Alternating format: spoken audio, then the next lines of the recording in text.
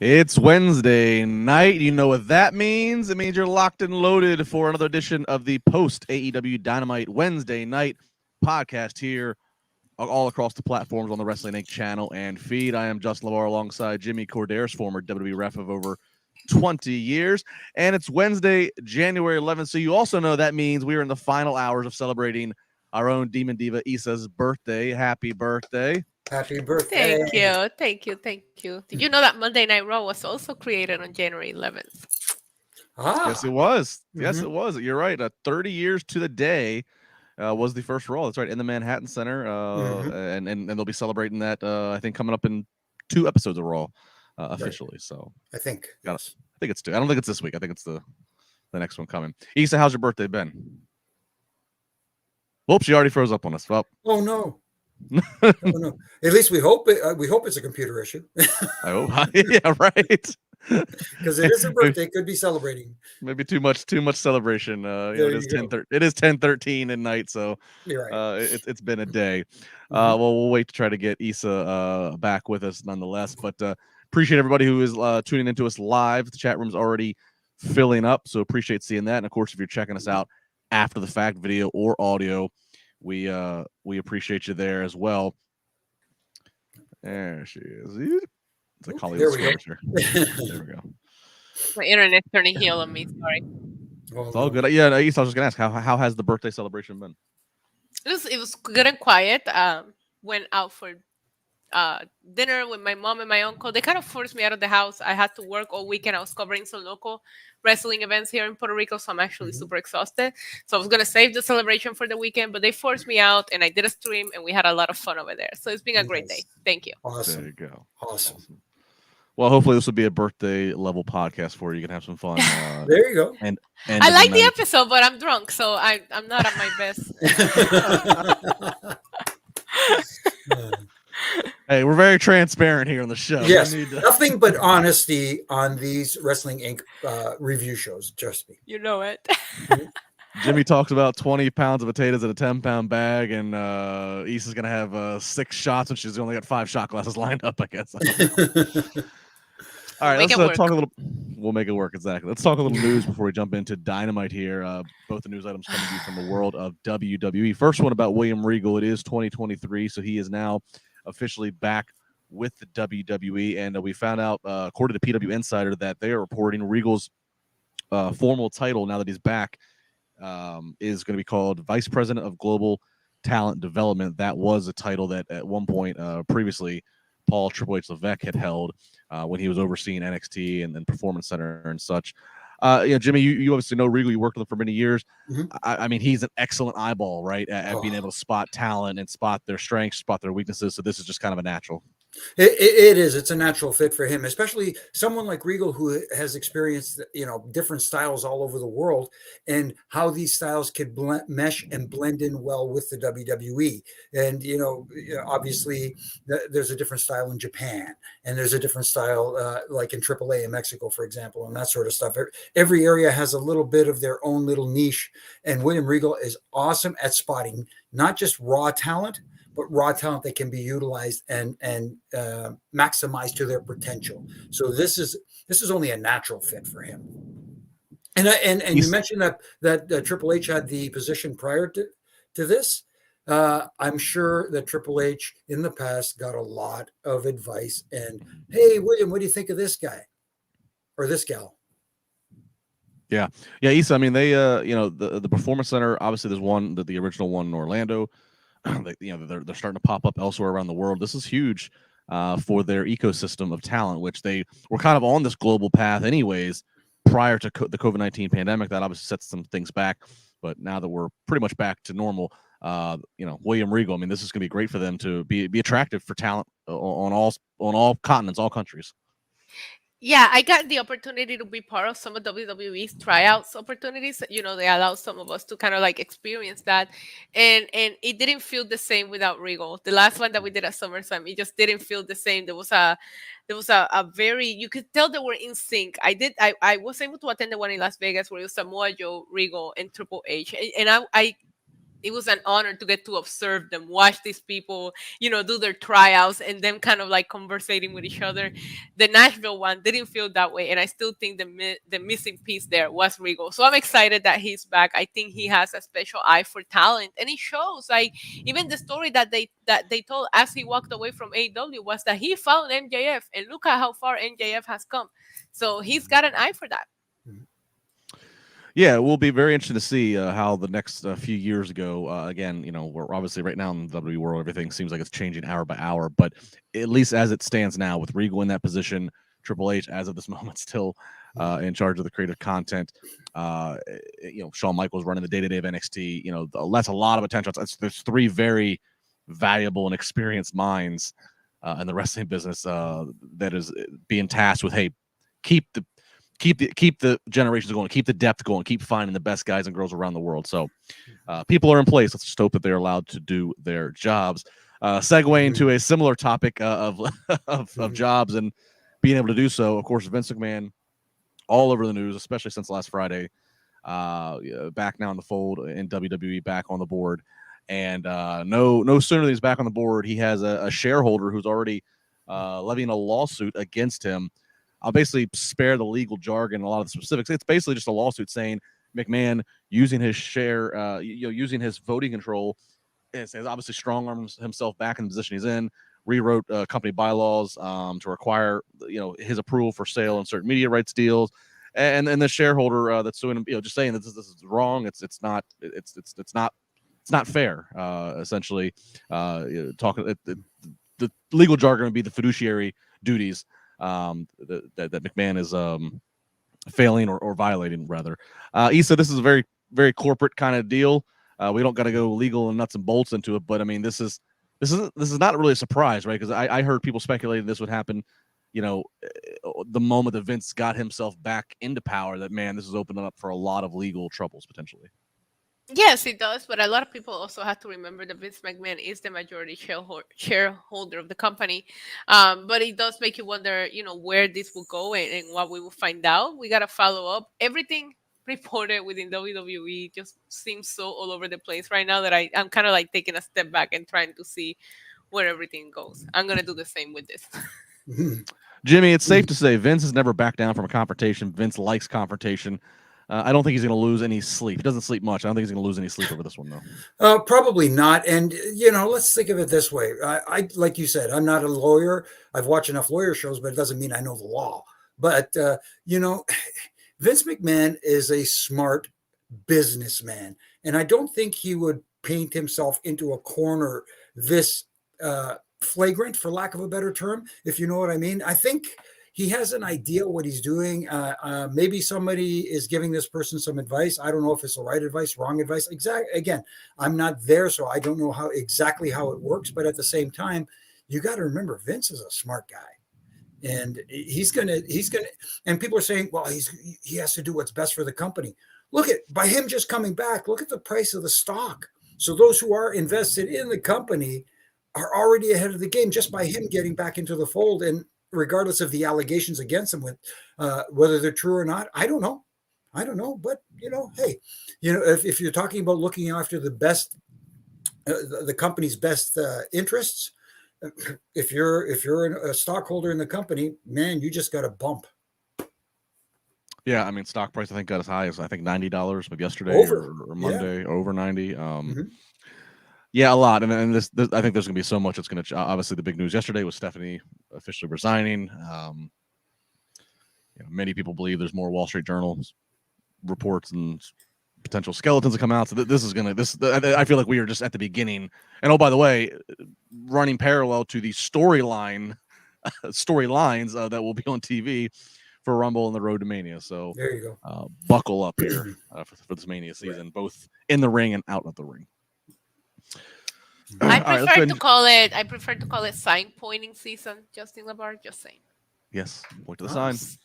Yeah. Hey, actually, But you know what? With Triple H in charge, I wonder if that's one of the things in the presentation that he does away with. I wonder is the sign No, pointing he still- better not. He better not. I was at the Royal Rumble last year. I had so much fun asking the WWE superstars to show me their best sign pointing. Oh, I tremendous. can't. I don't wanna drop that question from my lineup. So Love it. It is tradition. It is a funny. then funny again, thing. Ronda Rousey like lit the sign on fire last year. So That's right. they might get away with that. Good point. Good point. That's right. I totally forgot about that. I wouldn't have even thought about it until we I saw was it. there. I almost died. I wasn't near it, but I'm gonna be dramatic about it. Well, no, but I mean, I forgot. I forgot about like, just the general sign pointing thing. I wouldn't have thought about it until we got to Rumble, and if the sign's hanging there, that's when it usually starts. But I look forward to this all year long. I'll be wondering, do we get some sign pointing? Who has the best sign point? Have you ever sign pointed around your friends that don't watch wrestling? No, Try it. I'm going to do it now. They have to. They're gonna look at you like, "What the hell are you doing?" I do it all the time. Like if I'm pointing at my coffee or whatever I want you to get it, I do it in a best WrestleMania signing, and they look at me like, "Are you okay?" This is what it's like to hang out. They don't get it. Hang out with Issa. Yes, it is. I try to tell them. I'm like, listen, they point at the sign and they're like, okay. And then I realize how bad it sounds if you're an outsider. Maybe that's how they'll hold. That's how they'll determine who wins the two Rumble matches this year. They'll just do auditions of who can point to this. We can have you win the Rumble, but your sign pointing's terrible. You need to do better. Yeah. We're gonna find somebody else. Yeah.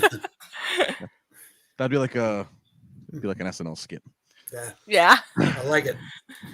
All right, let's jump into Los Angeles Kia Forum Mhm. for a big AEW Dynamite. This kind of had a pay-per-view kind of feel. It had one of their special feels. They've been promoting to it for weeks. It is LA. Celebrities in town, which we'll talk about. I believe some execs from Warner Brothers Discovery there. So this just has a big feel kind of night to it. In respect to the other Wednesday Dynamites. And, they started off very hot with John Moxley coming out through the crowd with his entrance, Hangman Page, not taking any time to pose or anything on his entrance, as commentary noted. Real hot start, hockey fight several times in the ring. At one point, Hangman kicks out of the Death Rider. Then later, he actually kicks out of a pile driver at a 1 count. How about that, referee Korderas? Again, a lot more hockey fighting. Buckshot Larry. He's triggered. Buckshot Larry to get the win for Hangman Page's first match in almost 3 months exactly. And then post-match, they kind of are showing Moxley looking a little dazed and confused. They kind of play up maybe a head injury. Unknown if that was an angle or if, in fact, he was, a little woozy. Jimmy, I'll start with you. This had some juice behind it from the promos the week prior. Again, they got out to a hot start. How did this opener deliver for you? It delivered. It was a good brawl and fight, and I enjoyed it very much. The only thing is, like you mentioned, the driver on the head, and then the pile driver, and the kick out at 1. It's the little things that really get me triggered sometimes. Here's a guy who's coming off a head trauma injury. That's the story here, right? With Hangman Page, and he takes these devastating bumps to the top of his head, which look incredible. And delivered very well by Mox. At least milk it for a false finish, which is what a false finish is supposed to be. You milk it till the last split second and barely get your shoulder up, and then you can get back into it. The lack of selling on the little things like that. That's the only issue I had with the match. Other than that, it delivered big time. The crowd was super huge into it, and it was a fun match. But again, these little things that kind of trigger me, you know. Issa, there are not very many clean losses for John Moxley in his 3 years in AEW. So, I agree with this. Do you that this is the way to get Hangman Page elevated back into the mix ASAP? Oh yeah, 100%. A win over Moxley, whether he has a title or not, feels like a big deal. And a superstar that is a main event worthy caliber superstar like Hangman that hasn't really been hot recently, this will do wonders for him. The follow-up is more important here. Let's see what they do with Hangman after this. But yeah, I'm with you. I thought it was a big deal. I went into it picking Moxley just by default, just because the man doesn't lose in AEW. We don't see it happening. I love the match. I was triggered by the one kick out as well. Thought about you, Jimmy. But the match itself, it delivered. I thought it delivered. I thought they gave us what we were expecting from Moxley taking him out, the story building, like Hangman maybe not being able to fight. You didn't know if he was going to be 100%, if he was going to give us 100%, and he did. Moxley didn't look bad in defeat. I think that the wooziness at the end is so Moxley can finally take this vacation, because how long has he been waiting for it? Let the man take some time off already. That was my next point I was going to go to, Issa, was if in fact it was an angle, if they made a point to make sure it was audible, you heard him saying what happened, and then the commentary even sells it as well. You know, he was supposed to go on a little hiatus after All Out. Of course, we know he stuck around when the departure of CM Punk and Kenny Omega and the Bucks all happened via suspensions. You know, it's almost like, yeah, okay, can he get us to this point? Can he get Hangman back elevated? And then, of course, we had somebody else return who we'll talk about here in a minute. So, yeah, it did kind of feel this is like the perfect out to let him go get some rest. Yeah, and you have 1-1. If you want to do a rubber match between the two of them, they put on 2 good matches. Well, not 1-1, because the first one didn't even have a finish, but you got the payback. They both got the payback. Which one is the best of them? You can do one when Moxley comes back. You can still play it out if you want to go in that direction. I think it's a smart. I thought it was smart booking. Good. Yeah. Tina Miller, our friend Tina, jumping in with a super chat saying, I love y'all. Thank you, Tina. Can you believe Mox had a match where he stayed in the ring 98% of the time? I was pleasantly surprised. Good stuff. Well, they were outside for a little bit. Yeah, you got to give them that. Yeah, I don't know if it was only 2%, but hey, you know, I'll take Tina's word for it. Listen, I was trying to drink tonight, so I was like, I'm gonna do a shot if Moxley bleeds, because that's a guaranteed shot. He made me wait. He almost did not bleed. It happened at the very last 2 minutes of it. I was getting worried. The Tornado, Anthony Y. Happy birthday, Issa, from the Tornado. Thank you, Tornado. Appreciate that. Appreciate the super chat. Of course, again, the super chat guaranteeing you to be the 4th man here on the panel, or 4th woman, when you want to drop that comment in. And if we don't go to it right away, we will get to it when the topic comes. So, yeah, hot opener here. And it certainly seems like this could be a setup for, obviously, Hangman's back. Moxley maybe taking some time off. We will see just where it goes. Blue Chew jumping in with a super chat saying American companies should not sell out to terrorists and pineapple doesn't go on pizza. This show needs more Danhausen. Just saying. Wow. Okay. That's a loaded super chat there. I don't know how to follow that up. I had a phase. I did have a phase where I ate pineapple on pizza. I had a phase. It just never appealed to me. I said phase. It's not now. I'm disappointed. I don't know who you were surrounded yourself at that time, at that phase, but you didn't have good friends. No, I think it was, if I remember right, I think it was probably during college. So it was like you just ate what came. You didn't really argue. Right. I put my go ahead, Jimmy. No. If it was college, a lot of the times you didn't know. Yes. You knew it was a pizza, but what was on it, your guess was as good as mine. Yeah, I was gonna say I put myself through college, and there were some days that you just eat whatever somebody brought you, so it's okay, Justin. I'll let it go. Yeah, I was living in downtown Pittsburgh at Point Park University. There's a million pizza places. It was just like, you know, I didn't even know. Here's me, dumb me. I moved from Southern Maryland. I come here, and like somebody's like, oh, we're gonna order some pies. What do you want on your pie? And I've only ever used the term pie, meaning the dessert baked dish. I'm like, what the f are you talking about? What like? That was a big culture shock for me when I moved to the East Coast as well, when I moved to New York. Because I lived in the Midwest when I first moved to the States from Puerto Rico. They didn't call it a pie there. So that was a whole moving to New York. I learned that term, but also in the Midwest, they call pop. Soda was pop. And like transitioning from pop to soda, it was weird. It was weird. Up here as well, too. They call it pop up here in Canada. Really? Yeah, well, I remember the first time I said pop in New York City, I got made fun of so much that I never said it again until now. Yeah, no, I grew up, the way I grew up, it was soda. Pepsi and Coke were sodas. That's, you know. No. Okay. All the language. All right, up next, Tony Schiavone in the ring. Now, they did advertise that we're going to hear at some point tonight from MJF, so kind of a little swerve here. Tony Schiavone in the ring saying he has takes no pleasure in having an introduce his next guest. I thought for sure that's where we're going as MJF. And then we heard the music that we have not heard in 6 months. Adam Cole, baby, making his return. to a very loud pop from this Los Angeles crowd. All I could stop and think real quick too was, again, you're trying to make a big impression here. You got network executives in the house, and the first 3 entrances they see for the TV show are Moxley, Hangman Page, and Adam Cole. All 3 loud reactions, all 3 very interactive entrances with the audience. So I thought from that little compartment of a viewpoint, if you're Tony Khan and you're trying to rub elbows and make nice impressions on people who you're hoping are going to continue to spend money on your product, that was a nice impression to make, I thought. So Adam Cole gets to the ring. Great response, as I said. Talks about how he has been very appreciative of the audience. He's been out for 6 months and all the nice things he's seen written about him, wondering where he's at. He's had a bad shoulder. He's had back-to-back head injuries. He talks about bad sleep, talks about vomiting in a car, just not sure. And then he gets to the bad news, and everybody immediately having that shoulders up, clenched up feeling. But he says, no, the bad news is not for him. It's for the AEW locker room. He's back. He ain't going anywhere. So again, yeah, maybe John Moxley can take a little time off. You got a big name like Adam Cole back here, Issa.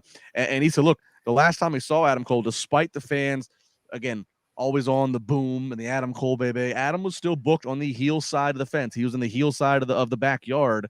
This felt, because of the nature of the promo and everything, that they might finally start booking him as a fan favorite. Yeah, and he is a fan favorite, and they knew what reaction he was going to get. There was no way Adam Cole could have came out there. Even if he tried to cut a heel promo tonight, he would have gotten the best reaction from the fans. There was a lot of reports, and AEW does cater to a very hardcore audience, and the hardcore audience keep up with the reports. And there was reports about Adam Cole not doing so well, and we didn't know if we were going to see him again. When the music hit, I was just happy to see him there. When he cut the promo, I got a little emotional, and that barely ever happens to me. I don't really have a heart. So, but when he was talking about the support that fans were giving him, it's true. I felt what he was saying. At one point, I think I might have tweeted out, I don't care if he ever wrestles again. I just want him to be okay. So seeing him out there being okay was enough for me. So getting the bonus that he is more than okay, and he's coming back and he's going to wrestle. He is a name that is missed. I remember his debut back at 2021. All out, and I don't feel like he's been booked to the best of his capabilities ever since that debut, and I'm hoping that this is a turning point for him in his career in AEW, because this was perfect. Nobody interrupted him. We don't even know what kind of program he's going into. It was done beautifully, and now I'm looking forward to seeing what he does next. It was perfect, and I am so happy for Adam Cole. Yeah, Jimmy, so much of Adam Cole's time, not even just in AEW, but even if we want to go back to his time in NXT, so much of his on-screen career in the last few years has been him in a stable, in a group. Now, granted, he's always been kind of the leader, so he's been out front and center, and he certainly has the charisma to lead a group, but he also, if he has the charisma to lead a group, he has the charisma just to be himself. Last we saw with him, they were kind of recreating what he had in NXT with him and Bobby Fish and Kyle O'Reilly. That doesn't seem like that's going to be happening anymore now.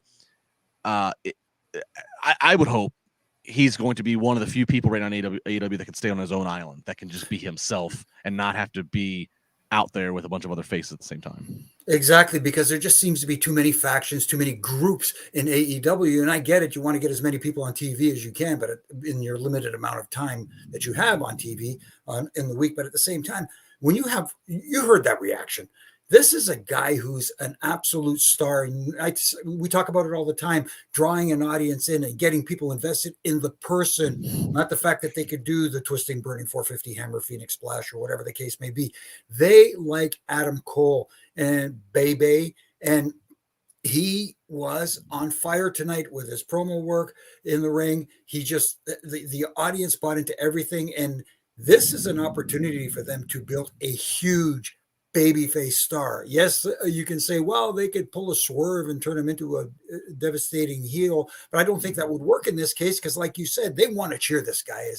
So don't hold back on him. Let him go out there and do his thing. Build this guy up to be possibly your next top babyface, and hopefully he doesn't get Wardlowed along the way. Well, No, Jimmy, don't say it, Jimmy. We're all on the same wavelength. I was getting ready to say, my philosophy is, when you have somebody who so organically gets that lightning in a bottle, it's so hard to be an over babyface these days. it's easier to try to be the cool heel. It's whatever. When you have somebody that's that organically loved by Adam Cole, and it's like the people doing the boom and the Adam Cole baby and the music, it's all there. Like, don't squander that. And I kind of felt this way again 6 months plus ago when they were still having Adam Cole go out there being booked as a heel. And obviously, yes, Wardlow. For a minute there, they had lightning in a bottle with the Wardlow chants and whatever, and whatever. That's a whole other rant. So it's like, I hope they don't do the same thing and squander it here. But yeah, right now we're building MJF and Bryan Danielson to a March pay-per-view. I assume MJF's going to hold on to it. I don't think this title reign is going to be short, relatively speaking. I mean, in terms of trying to find fresh opponents, fresh things, and in terms of who's over at the moment that they're booking, they're not booking Wardlow a lot, so that's why I'm pushing him out of this conversation at the moment. MJF versus Adam Cole, that might be your biggest heel and face original match you could come up with. And I don't know if they've ever fought each other anywhere. But I'm not saying just AEW, I mean anywhere. So yeah, fair point. Absolutely a fair point. Agreed. I mean, just imagine if MJF starts taking shots at Britt and starts. I mean, there's a lot of fodder that could creep up in there. So Adam Cole is back. Bay. Up next, Lee Moriarty and Big Bill up against Jungle Hook, Jungle Boy, Jack Perry, and Hook. This match really builds to the moment of where Hook, after attempting a few times prior, does overhead suplex Big Bill, who sells in the facial expressions. He's on the outside. He can't believe it. And then after that, they kind of awkwardly get into Jungle Boy and Lee Moriarty into a finish of a submission. Jimmy, I mean, obviously it's right not to pin or submit Big Bill. Right. Protect him. But after the big moment of Hook suplexing him, it was just kind of a clunky way that they got to this finish. It was a clunky way. And one of the things that AEW still has to work on is their production on TV and showing certain things that need to be seen by the audience on television. And during the finish, the one thing we didn't see was that while Lee was in the submission hold, Big Bill was trying to get back in the ring to make a save, but he was being held back. But we didn't see that on television. I mean, you almost got a glimpse of it right when it was beginning, but show that so that the fans at home realize that, look, the big guy tried to make the save, but, he was being held back and couldn't make the save. So again, we talk about the little things. This is a little thing on the production side. Other than that, I didn't have an issue with the match. And as far as Jungle Hook goes, I'm okay with the name. I'm just intrigued to see where they go going forward. Issa, Jungle Boy, famous last name, young, good-looking kid. Hook, young, good-looking kid. Is it right to pair these guys together as a tag team? No. I can't buy them. I can't buy them. You're not impressed. No, they look 12. They're what, 200 pounds combined, and I'm supposed to buy them beating Big Bill? No. I can't. It's not for me. This is one of the segments on the show that I could have done without. I mean, I get it popularity-wise, and I get who they're doing it for, but as the first lady of big meaty men slapping meat city, this isn't for me. Well, I mean, I will say, Big Bill again is somebody. I don't think he needs to be. He looked great tonight, like in shape. He's in excellent shape. Oh, he's in phenomenal shape. I mean, he's another one who doesn't. Again, I'm glad they did not have him get pinned or submitted in this situation. I'm glad that they weren't that dumb. But yeah, he's another one who, no disrespect to Lee Moriarty, but he doesn't. Big Bill doesn't need to be in a tag team with a guy who I don't like. I don't know. I don't see like what he and Lee how Big Cass and Enzo. There was something that made sense there, right? And they actually legit knew each other since they were younger. Lee Moriarty and Big Bill just seemed like a very two lottery balls got spit out, and that's who we so that the new tag team can get over without hurting Big Bill. Yeah, basically is what it was. What it felt like. Yeah, so we'll see. Big Bill, another one that I'm a fan of watching to see what happens with him. Another super chat here coming from Prince Limu LDJ Trucker saying, I'm from North Carolina, but I live in Cincinnati. It drives me crazy when they say pop. Coke and Pepsi are Southern companies, and they say it's soda and not pop. Can't argue with you there. Soda pop. No. I didn't know. I didn't know any better, and I'm just moving to the States. I'm just like I understood English, but I'm just getting fluent. That's how I learned it. And New Yorkers put me in my place real quick. Day one. I'm telling you, I never called it that until tonight when we just bringing that up again. So I learned real quick that soda is the term to go. Is there a Spanish equivalent for soda or pop? No, for soft drink? Coca-Cola, Pepsi Cola. That's what I call it. Refresco. There we go. Always like to ask. Yeah. That's what happens. I mean, you're bilingual. I get to learn. I get to ask. Yeah, I Good can enough. teach you one word every stream, and then when we get done, we can see how much you've learned. It used to be a staple in our car for me while I drove to the next town. A cola. Let's put it that way. I won't mention which one, but it didn't matter actually. It was a cola, and the terrible habit that I had back then, the cancer stuff. Yeah. What was your cigarette brand of choice there, Jimmy? Jimmy. Oh, well, it depends, because up in Canada it was different, but in the States it was Marley Lights. Marley? I started with Marlboro Lights as well. Yeah. And then I did the Marlboro Ultra Lights, and then I switched to Camel Crush. Oh. That was a weird. I know it was a weird jumping around. Well, here's the thing. Every week I got to travel, and go through duty free, so it was very cost effective for me. Let's put it that way. To have a bad habit. See, my first guess for Jimmy was going to be Marlboro Red. I was going to think he was a Marlboro Red guy. No, those are so gross. No, I started with that. Yeah, I started with that, and then I had to scale it back. Yeah. My first one was harsh. My first one was a Newport menthol. Ooh. Yeah. You want to know something funny? Speaking of this, I shouldn't be talking about this in the podcast, but obviously the first time I smoked a cancer stick was in high school, and I got sent to an event this week, and I had no idea where it was. They sent me the location. It was across the street from my high school, and the building where they were wrestling is the building where I would skip class to drink and smoke cigarettes. And I was like, the nostalgia was way too high that night. Tremendous. Yeah, it all comes full circle. Yep. I was like, no, not here. At least I didn't have to worry about anybody like ratting me out to my mom.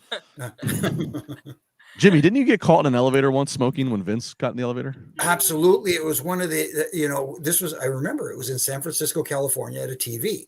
And this was back in the day where you could smoke pretty much everywhere. And not in the elevator, but they had the big, can ashtrays in the elevator. So I'm having my cigarette, I had my coffee in my room, and we're heading over to TV, and I'm taking my last drag of my cigarette as the light goes bing, and I'm reaching to put the cigarette out in the ashtray. The door opens. There's Vince, Hulk, Brutus Beefcake, and I think Brian Blair. No. Yes. And I was like, and I'm holding the smoke in, right?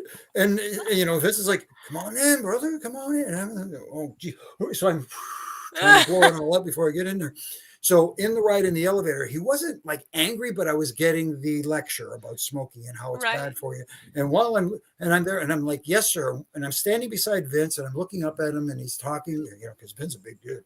And right behind me to my right is Hulk, and he's giving me these little elbow jabs while Vince is talking to me. So I'm like, "Yes, yes, sir." Vince is looking at me. "Are you okay?" I said, "Yes, sir, I'm okay." But it's Hulk giving me the elbows. Anyways, man, I heard it after that. All day at TV. "Hey, brother, want a cigarette?" Is it true that there's that when you're at the buildings it says no smoking in Vince's office? Like, don't bring any smoke around his. No. And nobody would smoke around Vince. The only people who got away with it anywhere near him was like Pat. Yeah, I would say Pat's famous for. Right. Yeah. Right, but that's different. Yeah, exactly. I think Terry Reynolds told a story too, that when she was Marlena and she had the cigar, she legit liked cigars. She would light them, but she could not light it until she was literally walking through the curtain, because Vince would not tolerate being behind the curtain and smelling the cigar. Oh yeah, because it's there in Gorilla. Yeah. Yeah. That's so funny. Did you stop cigarettes before or after you got off the road? Oh boy. Actually, it was kind of like 6 of one, half a dozen of the other. Okay. Now I'm at home, and then and I'm with the wife, and I tried to stop on the road, but you sneak a few in here and there. Yeah.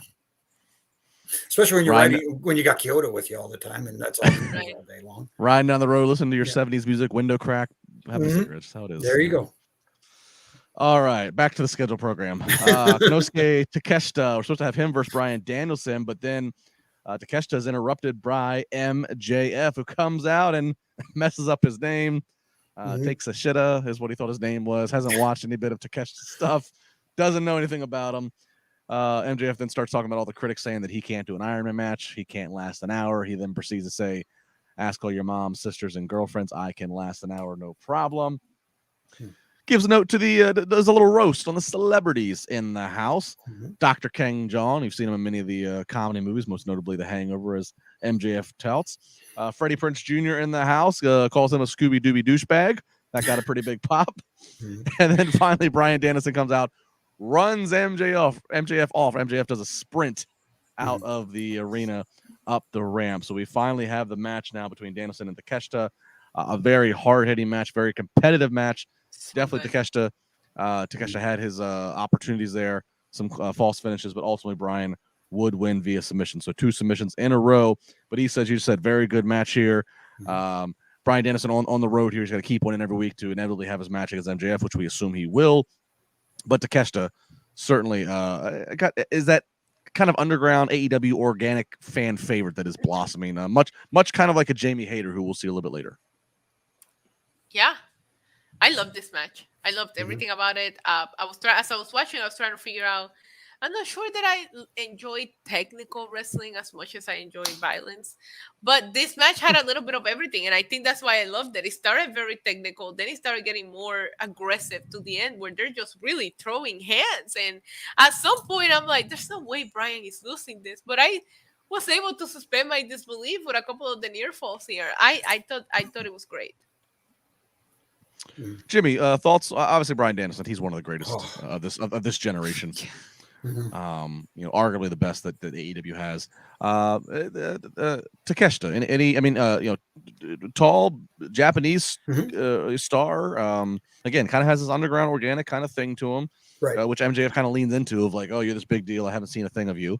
Which in a backhanded way, that's kind of a compliment that MJF has taken the time to say that he hasn't seen you. That's kind of like code for, I know you're this up and coming big deal to the audience. Any thoughts to Takeshita?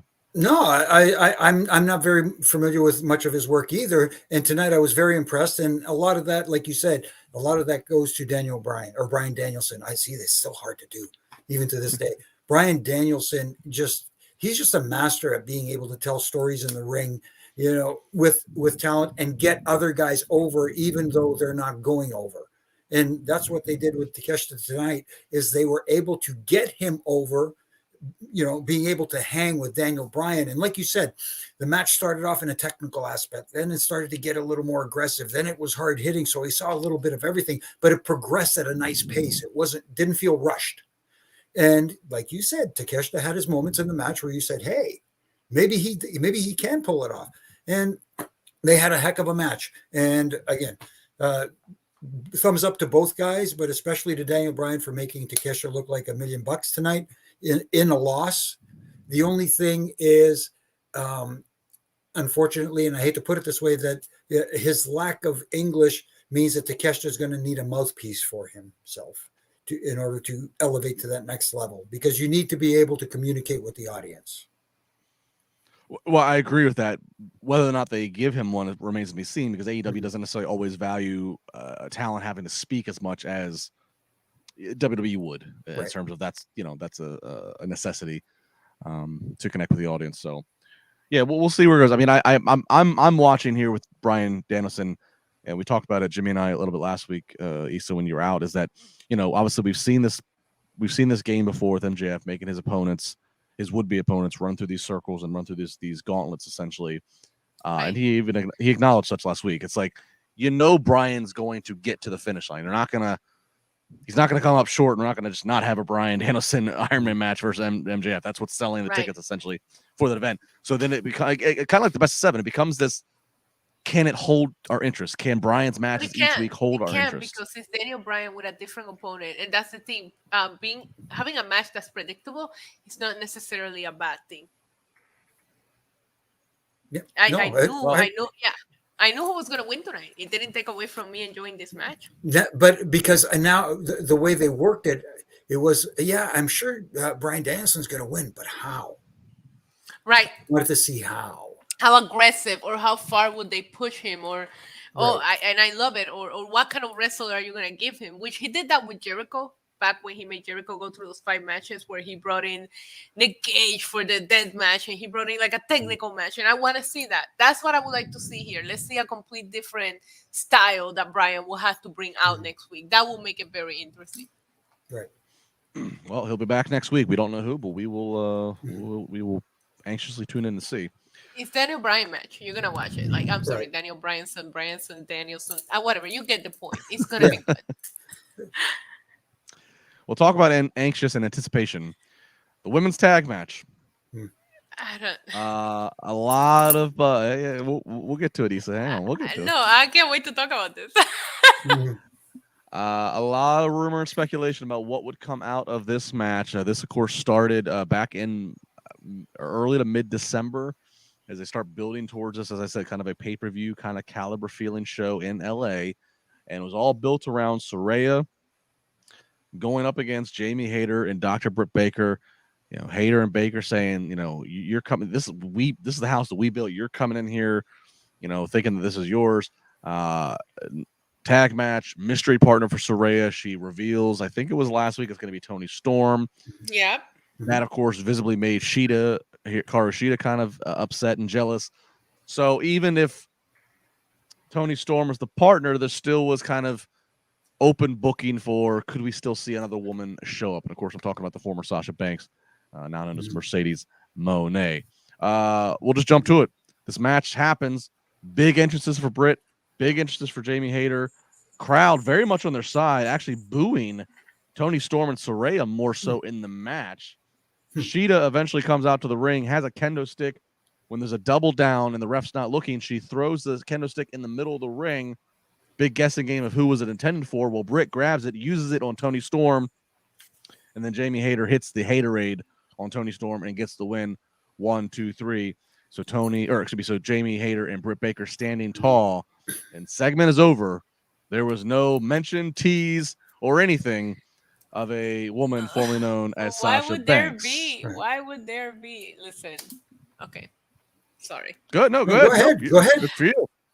I have, first of all, they announced what we were getting. So AEW didn't do this to themselves. The fans did this to themselves. AEW, okay, maybe there was a little wink of the boss. She doesn't even go by the boss. Don't come for me. I love Mercedes' debut in New Japan. I stayed up, live stream, a watch along of Tokyo Dome, mostly to see her show up. I do not want to see Mercedes' first match to be at 9:30 on an episode of Dynamite on some tag match for absolutely nothing. It doesn't make sense. New Japan made her look like $1 million. She came out, called herself the CEO. You think the CEO is going to be tagging with Saraya? Also, she came off as a heel. Saraya's a babyface. None of this made any sense. AEW gave you what they told you they were going to give you last week. And if you look at it that way, it was a solid match. In a shitty spot, but it was a solid match. Before I go to Jimmy, Issa, I don't disagree with you, and I want to go on record. I never tweeted that Sasha Banks or Mercedes Moné was going to be. I did say to Jimmy, and I did say last week, I could see a situation of, okay, if they announce Toni Storm, that's kind of like the distraction. Shida gets involved, and then we need somebody to help even the odds. That would be an opening for Mercedes Moné. Right. That did not happen. Jimmy, I want to say this, though, to you. I mean, I didn't walk away disappointed. I'm not as invested in having to see Mercedes Moné show up also on AEW. I think it's cool that she showed up in Wrestle Kingdom. I don't necessarily need her to show up in AEW. But I will say, for a big show in LA, they kind of strung this out for a few weeks of a mystery partner in a women's tag. You know, here's a former WWE, former WWE women's superstar who's saying she needs a partner. We know that Sasha Banks we think Sasha Banks is a free agent. There's all the speculation. Britt Baker says boss in her last promo. It kind of feels like maybe there was a chance it could have been her, but New Japan got her first or whatever happened. And then so they just kind of had to like plug in somebody else and they went with Toni Storm. That's what it kind of feels like, because I think Tony Khan would know if you're building up this mystery partner thing, at this big show, and there's this notable free agent out there, I think where the people's minds are going to go. It's, I don't know. Yeah, and you had the built-in story there with Shida being upset at this choice last week, like we were talking about, and maybe taking out Toni Storm before the match, so that thinking that she's going to have to pick me now to be her partner, and that's where you have the surprise. Look, Kenny made it back from Japan on that, as we found out later. What was it? They claimed 18-hour flight from. 17-hour jet lag. Yes, with jet lag. So, it would have made a great debut, especially with the people in attendance. That would have generated the great reaction from the audience that would get her over with those executives you want to impress. It doesn't even make any sense, Jimmy. I'm sorry. Like, it doesn't even make any sense that Shida will go after Toni. Toni did nothing wrong. If I'm Shida and I'm thinking about what just happened, I'm going after Saraya. So it doesn't even make any sense for Shida to take out Toni. No, you're right. I said the wrong name. You are absolutely correct. Yeah. And if I'm going to see Mercedes show up in AEW, I want to see her possibly wrestle Saraya, because Mercedes is the one that, technically speaking, took out Paige back at that house show. We all saw the footage, and we all thought that Paige wasn't coming back ever. Like, it doesn't. I'm sorry. I think that if I'm Mercedes right now, this is not the match that I want to get booked for. So maybe you're right, Justin. Maybe there was conversations about it, and that's why they teased it. But this isn't how I want my first match on TV that is so anticipated to be on a crappy 9:30 spot on a weird tag match for nothing to 800,000 people. No, this is not it. Yeah, I mean, unless I learn otherwise from somebody in the know, I'm going to stick with, I think that they left this open-ended with the chance it could happen, and then it just couldn't come together because, Toni Storm is one of the more recent, again, women acquisitions for Tony Khan and AEW. Certainly she wasn't as big as Saraya or Sasha Banks or in WWE and NXT, but she was still, has her following. Right. And so if you knew you're going to do her the whole time, make that seem like a big deal, make her seem like a big deal, but to kind of nonchalantly throw it in last week when everybody's kind of thinking, it's going to be this other big surprise, it just doesn't feel Tony Khan did. Tony Khan did what WWE did, and a lot of people praised WWE for having Becky Lynch come out on SmackDown the Friday before War Games, so that way nobody will be thinking that Sasha was going to show up at War Games in Boston. So then Tony Khan gives us the announcement that it's going to be Toni Storm, and yet people still want to crap all over it. They set the expectations. I've always told, well, I don't know about you guys, but I always told Glenn and Alfred, I expect the worst, so I never get disappointed. That's just a way to live life. Trust me, it works. But I just don't know why people were so upset about it. And if we take that off, I just want to add that I had an easier time watching Saraya wrestle tonight than I did the first time. The first time, it was anxiety. I didn't know she was going to be okay. Is she really clear? I need to see her in the ring more to get more comfortable with seeing her back. I liked her tonight. I didn't feel that fear of, oh my God, don't take a bump. So I feel that's a positive, because I was very stressed out watching her at Full Gear. I mean, they definitely gave Toni the brunt of the work. I mean, I felt like Toni Storm was just getting used and abused, and I felt like they really did protect Saraya, which I'm not complaining about, but that was noticeable to me that Toni Storm was, and sometimes it felt like a handicap match. Right. Super chat here from Sega Genesis, big one. I predicted that it wouldn't be Mercedes. She would never tolerate Khan's booking. But 2 tickets to Saraya. Khan and Saraya both not denying it in interviews. The boss line by Britt. Shida looking upset. They leaned into it. Again, did they lean into it? Did something that fell apart? As soon as I saw they were coming out at the right before the main event spot, you should have already known. Well, here's the funny thing. We had a segment between them in the main event, which is at least a little bit different. Right.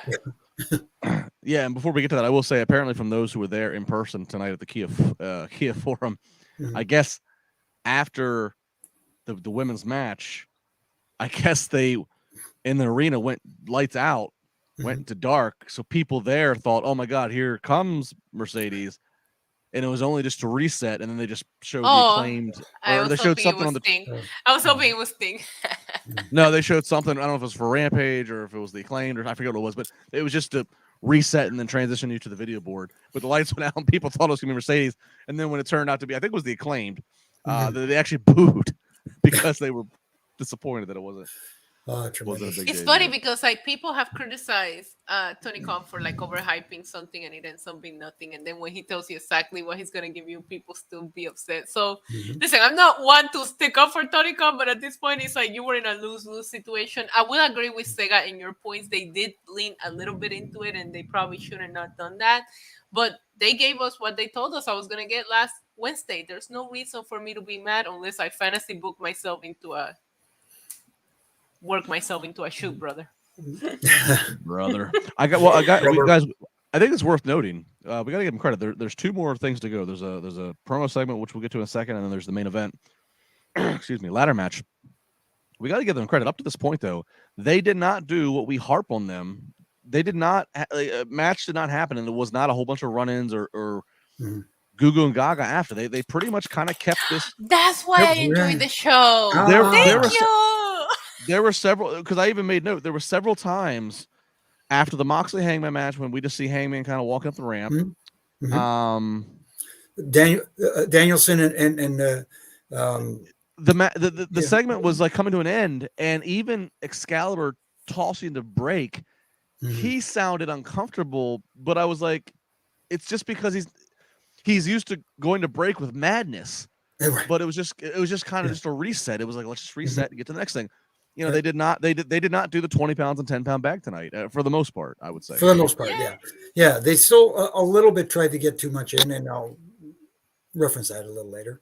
But we'll get there. But it was cleaner. It was cleaner tonight. Yeah. We get the Jericho Appreciation Society in the ring. They're interrupted with some verbal jabs by Ricky Starks and Action Andretti on the stage. I'm not even going to try to recreate all the jabs and one-liners here. Jericho is obviously good on the mic. Sammy has his moments. Jake has his moments. Ricky Starks has been shining. On paper, this felt like this could be a moment. This, boys and girls, it wasn't because you put Ricky Starks with the Make-A-Wish wrestler. This felt. I'm gonna be honest. This fell flat. Yeah. Fell flat and went long, or felt long at least. Yeah, especially on a night like tonight where I'm going to say it, going into the match 7 that we're going to get as the main event took up a lot of time. This was a longer promo segment than I expected, especially with that match coming up in the main event at the end of the show. I think that match, despite the fact we knew what we were going to get, and I'm fine with it because I was exactly what I was expecting, I don't think it got enough time. And yes, I know you want to get Jericho out there because he's one of your biggest stars, and the Jericho Appreciation Society is huge. But at the same time, sometimes you have to bite the bullet. You know what I mean? And just say, hey, sorry, but this week, Issa, there's like 7 or 8 people now in the JAS.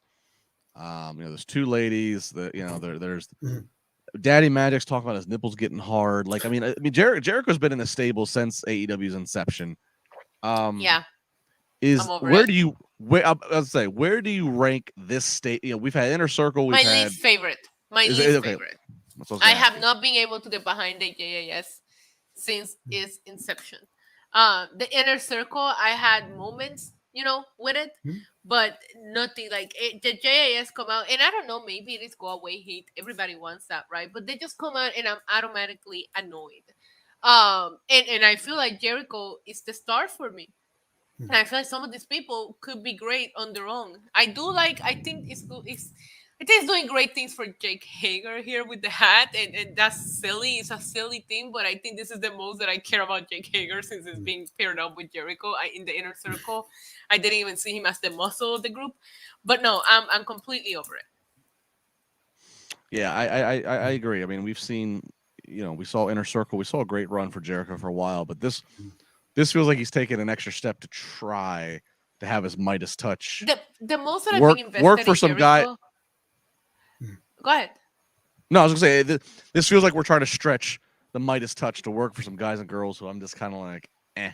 Yeah, I the last time I remember feeling invested in a Jericho storyline was when he worked with MJF and he had to go through the 5 stages and all those matches and their match at the pay-per-view at All Out. I was really invested in that. After that, I haven't really been into what he's been doing. Jimmy is a veteran of the business. Mm-hmm. I mean, Chris Jericho is one of the all-time greats. Yes. He's going to be in every single Hall of Fame when it's all said and done. WWE's Hall of Fame, Pro Wrestling Hall of Fame, AEW if they have a Hall of Fame. He's phenomenal in so many ways. If you're Tony Khan, and obviously Tony Khan knows what he has in Chris Jericho, like, are you obligated to put Jericho in stables nonstop so he can be rubbing as many people as possible at a time, or do you dilute Jericho at some point by putting him with people that just he can't elevate up to his level? That's the problem. You can't, you put people with Jericho. If you put a lot of them there's only a certain number of them, if any, that could, get elevated to a level anywhere near Chris, if you know what I mean. Because yes, you can get that. Hey, he's over by association with someone as great as Chris Jericho, but at the same time, that person's got to perform as well. It's up to them to yes, I have the one of the greats of all time leading me, but then again, I have to be not just a follower. I have to break out at some point and get myself over, not just hang on to Chris's coattails. And I think one of the things Tony Khan is thinking right now is that just putting people in the same group as Chris Jericho automatically gets them over. And to a certain extent, you can make that case, but at the same time, like I said, they have to deliver, and you can't just rely on Chris to get them over. Exactly. Yeah, I think what they started with, I think having Hager as the muscle and a fellow WWE guy, was one of the first surprises. You mean Gilligan? Sorry, you mean Gilligan. Gilligan. Yeah. Once MJF and Wardlow were there, that was good because MJF was the gift for gab to go with Jericho, and they were friends, but they weren't really. And of course, you had Wardlow as MJF's muscle, so he's side eyeing Hager. The early days worked, but the more and more, I feel like at some point, I think we need to maybe try to move away and let Jericho be on his own for a little bit. It's not Jericho though.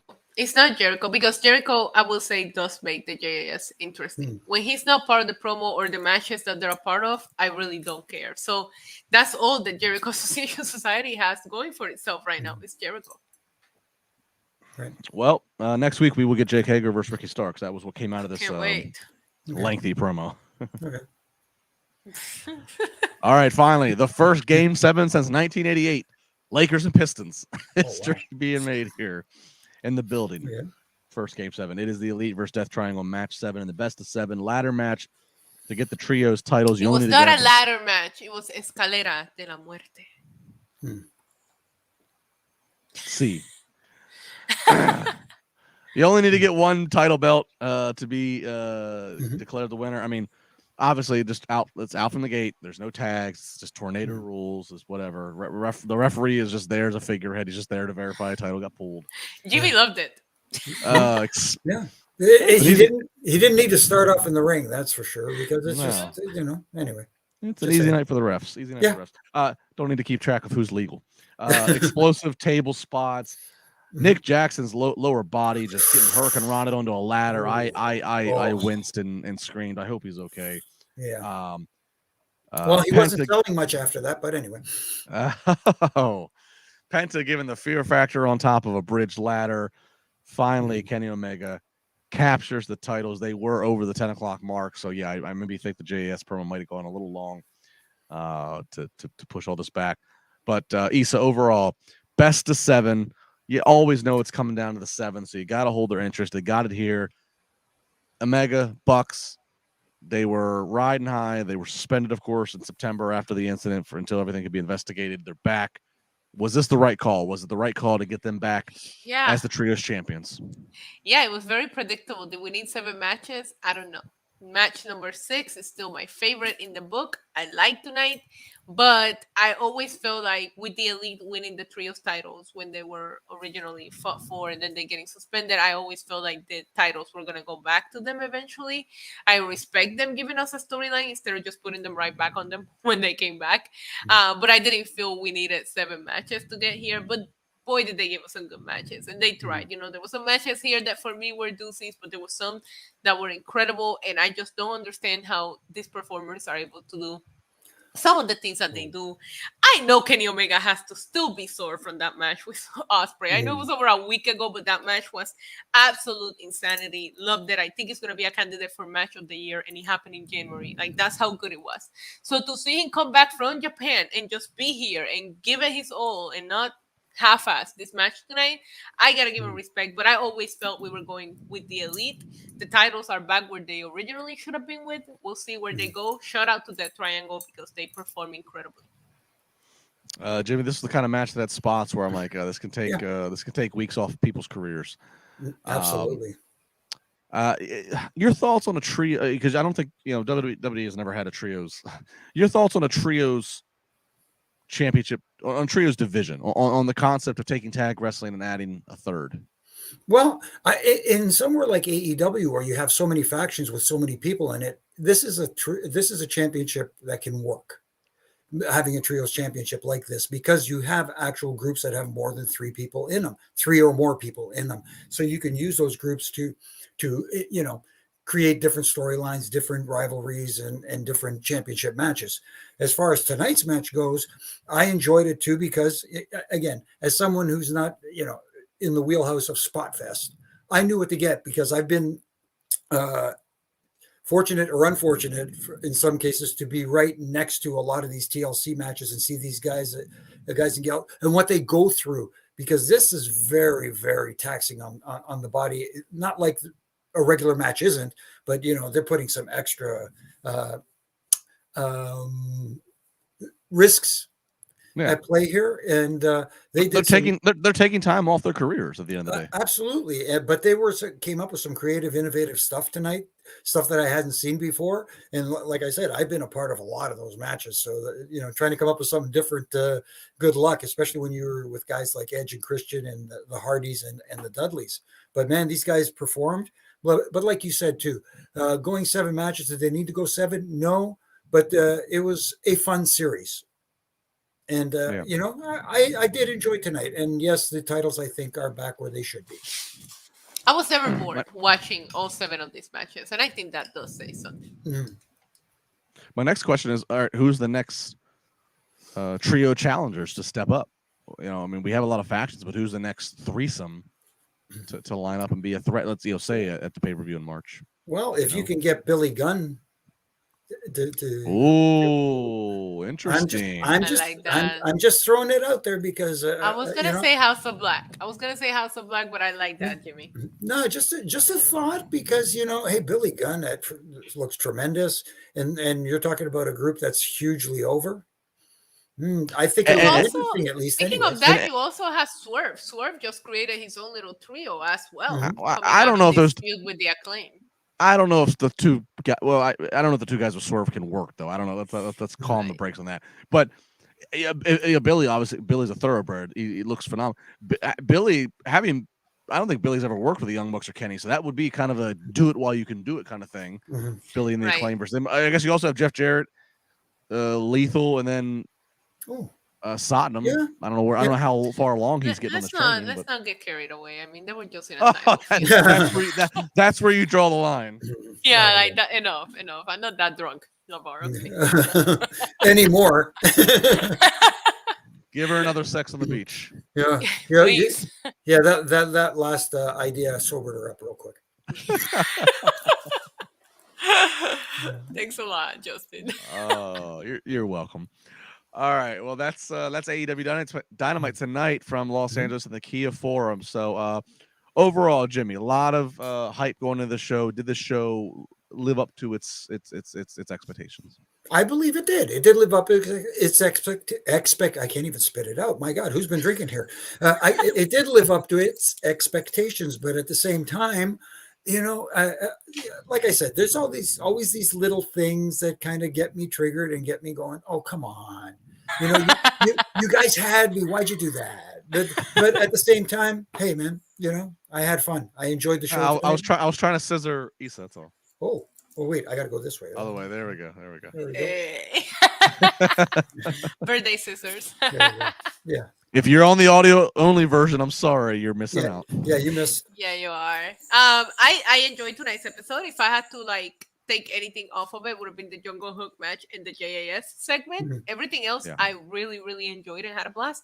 I did think it delivered. The crowd was hot. It was nice visual. It looked like it sold very well because it looked packed in a big arena. I loved it. I loved it. Issa, I would agree. If I would take those two things out, I would replace them with give me the Acclaimed live, so Max Caster can have that Yes. live crowd energy because they're so over. Put them on TV. I wonder And what he would forgot- rap about. I have no idea, Jimmy. Mm. There's nothing really going Oh, on this no, week. yeah. My Nothing birthday. going He will on. rap about my birthday. There you go. Nothing going on. And for God's sakes, put Wardlow out there if you could put him out there. Oh, Did you guys see the sign? I'm sorry, I know we're trying not to talk about it, but I saw a sign that says Saudi is not Uzi, and I popped. Not Lucy. oh my Yeah. God. I did too. Yeah, tremendous. I do think the AW crowd has excellent. They do great with their signs. Every week I find myself popping for something. They do a good job, the AW fans. Yeah, got to give it to him. Saudi is not Uzi. We'll keep watching that story. I got scared. I woke up this morning to a text from Busted Open saying, "Hey, can you come on this morning?" And I went, "Oh God, what happened?" Oh yeah. We were on the air when everything was going crazy on the Tuesday night pod. So me, Glenn, and Alfred were trying to recap NXT. Nobody was trying to talk NXT on the chat. Like everybody wanted to talk about what's going on. Right. And I was making some jokes. I was like, "Oh God, Mansoor is gonna dethrone Roman Reigns." But at some point, I started to like get quieter because I was like, "This hasn't been confirmed, and it feels like people are really running with this." But where there's smoke, there's fire. So, like you said, LaBar, we gotta follow up and see where this goes. Yeah, we'll see. No, I saw that chatter last night. I went to bed looking at that chatter, and I went to bed going, "Okay, Saudi Arabia, it's their opposite time, so it's getting ready to start their day. So if it's going to happen, maybe." So I was like, "Oh, what am I going to wake up to?" So then when I look at my phone and Busted Open, like, "Can you get on?" I'm like, "Oh God, I don't even want to open up Twitter." As of now. Yep. I figured it was okay because I didn't have like crazy text messages and notifications when I last I looked at my phone when I first woke up. I was like, "Oh God!" It was normal notification status, so I figured it was okay. Yeah, I'm definitely in the wait and see category right now because right now people are speculating, people are assuming there could be stuff put out there that may be setting people on a different course on purpose. You never know. But I just Yeah, feel I mean, like if this happens, this is going to be reported by major news source. I'm not trying to take a dig at even ourselves or anybody that reports only wrestling. I think you're going to see it. This is a almost $7 billion company. I can only imagine what they would possibly sell for. This is going to be all over the news, all over the financials, like Forbes, like the stock market. Like this is not going to be something that just gets leaked at 1 a.m. on Twitter. That is not how this is going to go down. No. I'm sorry. No. Well, and I know most of our audience has probably not ever been in this experience, in this situation, but I can tell you, having worked over a decade in the media, both pro wrestling media as weird of a term as I coined that, and legitimate sports media, things do get false things do get purposely leaked for a lot of reasons, to flush out sources, to steer direction. So that seems like it might be what that was. My opinion, I said this a little bit on Busted Open this morning, not to rehash if you listen to it, but I expect if there is a sale of WWE and they are now trying to sell off, trying to acquire the next TV rights, I expect it to be hand in hand. Meaning, I would expect Comcast/NBC to buy them, into which that is their new TV deal, where that they acquire SmackDown and everything is all under that umbrella. Or I don't know about Disney, but I expect it to be hand in hand. I don't expect it to be this random company buys WWE and then now we're going to whole new. It just doesn't make sense. Yeah. Or I love some of the rumors out there where not that they don't have the money, but the Khan family, Tony Khan, buying the WWE. Oh, somebody said, Jimmy, to your point, somebody said was like, "Oh, The Rock and Cena are going to come together and buy WWE," and I was like, "Listen, love both of them. They're not together combined. They cannot afford WWE. Like this is a company valued at $6.27 billion. Like it's crazy, and I get it." I was trying to dig around last night, and I ended up getting 2 different stories, and that's when I started like backing up and playing that game. Give me or let's let it play out, because I heard from 2 people that have told me things that panned out to be true in the past, 2 complete different stories, and that's when I got freaked out. I was like, okay, this is all just Twitter panicking right now. Right. Yeah. And by the way, if you're The Rock and John Cena, why would you invest your money to take your losses when you are still commodities that the company would pay you millions of dollars for one match? It just business-wise makes no sense. But if you even look at their net worths combined, which at celebrities' net worth is not what they actually have in the bank, just FYI. But if you even look at their net worth combined, can't even afford like a quarter of what the company's worth right now. Right. And they're worth a lot of money. That goes to tell you how valuable WWE is. You have to have the shareholders approve this. Like, this isn't an overnight thing. That's not how it works. Yeah. Yeah. When the sentence can be said that if John Cena and The Rock combined the money, they would still be minority owners, that kind of puts it all in perspective. Yeah. Speaks volumes. Let's put it that way. Amen. Minority. All right. At that, we will call it a podcast, an hour and almost 12 minutes. And we thank everybody who's been with us here live. Appreciate all of the super chats. Thank you if you're checking us out after the fact, audio or video. No matter what you're doing, please tweet any of us at Justin LaBar, at NYC Demon Diva, at Jimmy Korderas. Let us know where in the world you are, Carmen Sandiego. How are you taking in this podcast? What are you doing? How are you procrastinating life? Are you putting off work? Are you putting off school? Are you driving? Are you commuting on the subway? What are you doing? Please let us know. I always love those, and I love to retweet them and share them. Birthday girl first, Issa. Get your plugs in. NYC Demon Diva, we are less than, I think, 800 away from 20,000 subscribers on YouTube. You guys can also find me on Lucha Libre Online, and obviously here Wrestling Inc. on Tuesday, Wednesdays, and Fridays. 20,000. That's no joke for YouTube. That's pretty good. You remember when I started it? You gave me the idea to start this channel, LaBar. So you need to show up for my 20,000 celebration. I'm happy. I'm happy. Just what I thought was common sense advice, I'm glad that you took and ran with. Thank you, sir. Bravo. Jimmy, plug it up. Well, like you said, at Jimmy Korderas on Twitter, at Real Jimmy Korderas on Instagram. You can catch me on all my social media platforms throughout the week from Monday to Friday doing my ref and rants and having a little fun with that. And now you can not only can you catch me here on Wrestling Inc. on Mondays and Wednesday nights, you can also catch me with my old partner, my old brother in stripes, Brian Hebner, being the third man in the booth doing their podcast, Roughing It Up. There you go. More Jimmy. I'm looking forward to catching up with your Roughing It Up tomorrow at the gym. Thank you. That's what the podcast and happy birthday to our NYC Demon Diva, Issa. Happy 20th birthday. You're the best, Jimmy. I love you. Love it.